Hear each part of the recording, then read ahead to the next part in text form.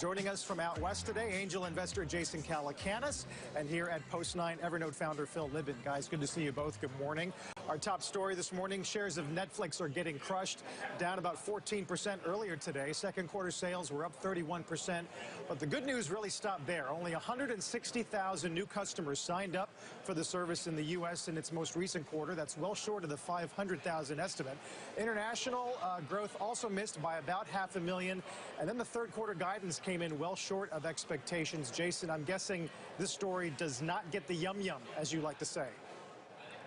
Yeah, no yum-yum here. It's, there's a lot of headwinds for Netflix on the pricing front. They added, they're taking out some of the people who are being grandfathered, and that, I guess, is resulting in less people renewing. But the good news is that they're making more money with this higher pricing, and they're still, even with the four-stream plan, I should say, they're still only $12 a month, which is $3 less than HBO. And what I like to look at with this business is, not quarter to quarter, which obviously the next quarter is going to be a little rough too, according to Reed Hastings on the earning call. I look at, how bingeable are these shows, and I don't know if you've seen Stranger Things, but this show is amazing. It's #2 on Metacritic based on user scores. And if they keep putting up amazing content like that over the long term, I'm still very bullish on the business. I still think this is going to be an amazing business for the ages. It could be 5-10 times bigger in the coming years. But Phil, it's sort of a catch-22, right? As someone who used to run a subscription business yourself, would you rather have more users who pay less for a product or fewer users who are willing to pay more? Well, I'd rather have a sustainable business that can grow from there. And I really like companies that have ingrained themselves into the fabric of people's daily lives, and I think Netflix has done that more than most other companies. So I'm long-term very optimistic about that. Well, Phil, that's the problem, though, as I see it, because at the end of last year, Netflix was talking about chip cards causing this problem, which presumably was people whose card information changed slightly, losing Netflix and then not re-signing up for it. And now you've got the ungrandfathered people who are paying less, who don't want to keep getting Netflix and pay a little bit more. Doesn't that speak to some lack of loyalty, them saying, any little blip here and I'm going to churn off? That should raise some concern, shouldn't it? Well, I think Netflix is really trying to transition away from basically being a business where they're just a carrier of other people's information, in which case, yeah, there wouldn't be any loyalty. You're only going to be loyal to the actual content that you watch, that you consume, and if Netflix becomes an inconvenient way to do it or too expensive, you'll turn away. And they're transitioning from that to actually having their own content and that being the main reason people are there. And I think they're actually doing a really good job on that second part. So there could be some short-term and medium-term hiccups as they make that transition. But basically, they probably don't want customers that only look at them as a pipe for other people's content, because it's very hard to make money on that. They want people who come to them for the Netflix content and will stick around because of that. Although, Jason, I mean, it's not like they're operating in a competitive vacuum, right? What happens if another large player with an awful lot of money decides to do exactly the same thing they're doing? Yeah, I mean, and we've seen that with Amazon, and Amazon's obviously making some inroads, but, Jeff Bezos has been pretty clear that every time he wins an Emmy, people buy more books. It's the video portion of Amazon's business seems like a front to get more people to become addicted to ordering products on Amazon, which is fine. I think you'll see Apple get more involved. They obviously announced a reality TV show around building apps. I think that's the dipping the toe moment for them. But you could very much see Apple come in and start doing original programming. And they've danced around this idea a bit.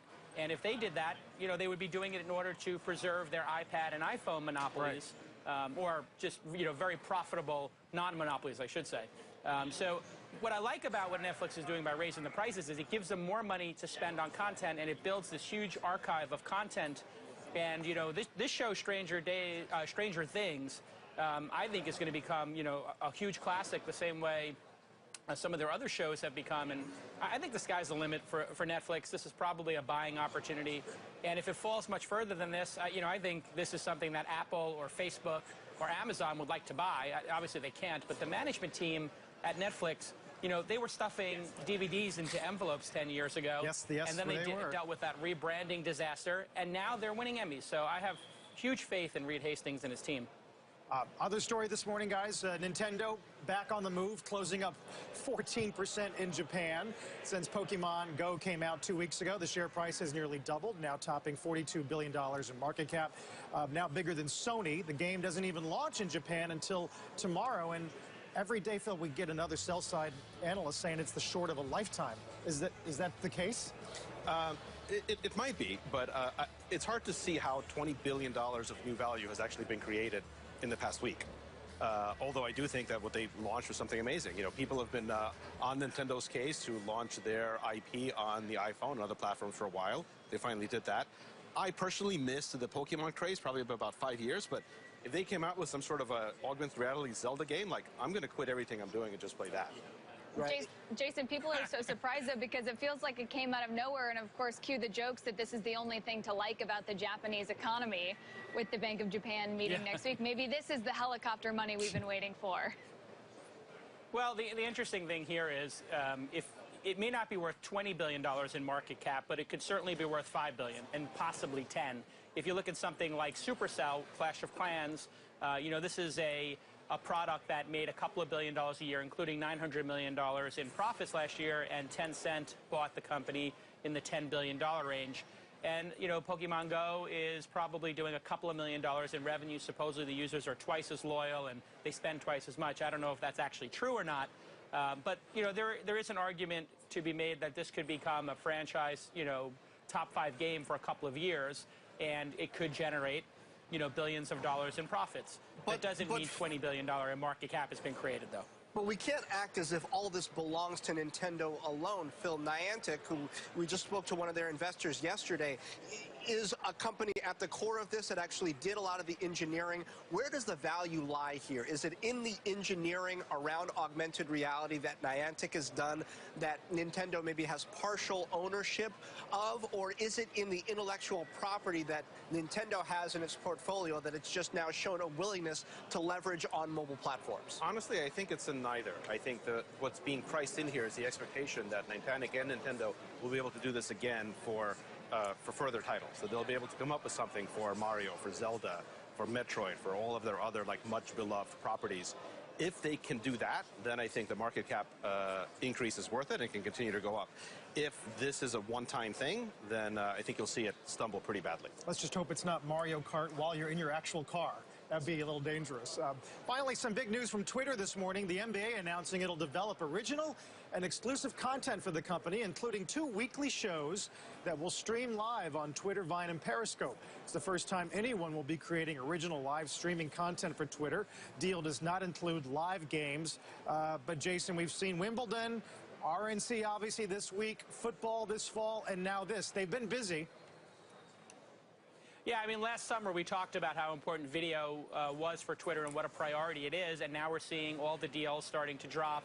You know, what you see here with this NBA deal is the legitimization of what was being done illegally by Vine users. They would take their phone, they would, you know, hold it up to their plasma TV or their flat screen, their LCD, and they would just take a video of, you know, a Steph Curry 3 or a LeBron James dunk, and then post it illegally on Vine. Now what we're going to see is these clips are going to be available and they'll be monetized by the NBA.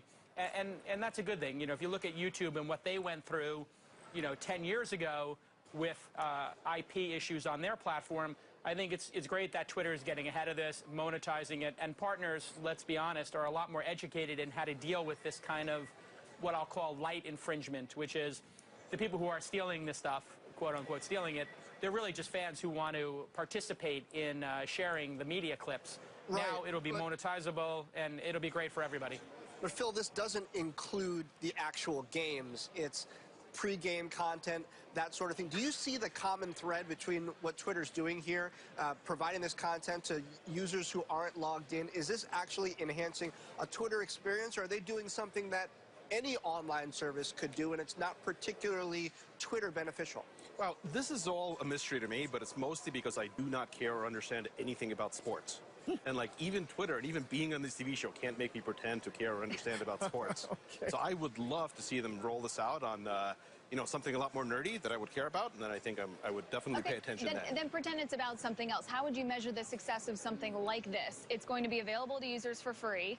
and it's going to be accessible even if you're a logged out user or you don't have a Twitter account. What does that actually do for Twitter? Well, I think if they can manage to get people active at roughly the same time, right? So people tweeting and watching and consuming about an event that's happening at roughly the same time, that's a very good opportunity to make an instant community, which they can then monetize through advertising, through very specific things that are available right now, right at this time, right to these kinds of people. So yeah, as soon as they start doing this for Game of Thrones or something, I'll be all in. Phil, thanks so much. Good to see you. I mean, Jason, got one last point. Go ahead. Go ahead. Yeah, I'm super worried about Twitter. Just anecdotally, I'm seeing a lot of the power users kind of giving up on Twitter and spending much less time there and much more time on Snapchat with smaller audiences, but sharing more intimate moments of their lives. So I think the Twitter story and Jack's, performance over the last year is going to start to come into question in the coming months and quarters because the growth isn't there on the user base. So they've really got to get it together. Yeah, definitely under pressure today from Chrissy Teigen, Leslie Jones, and some others who are having to deal with trolls. Guys, thanks so much. Phil Libin, Jason Calacanis, thanks for joining us today.